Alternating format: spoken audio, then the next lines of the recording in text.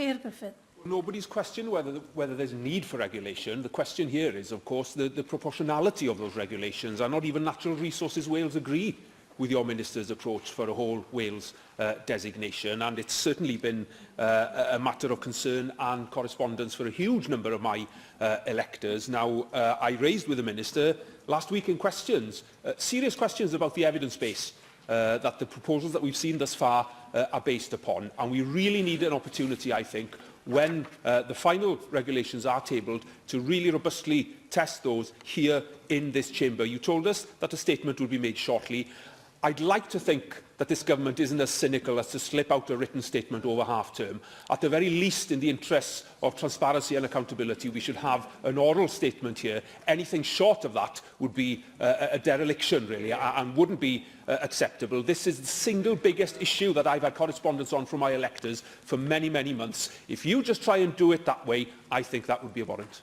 Well, so there will be ample opportunity for members here to ask questions, to raise concerns, as members are doing here this afternoon. There will be no absence of opportunity for members to carry out their job of scrutinising and questioning ministers. On the issue of nitrate vulnerable zones, many times when I've answered questions here, I've been lectured by Plaid Cymru members on respecting the advice of the UK CCC.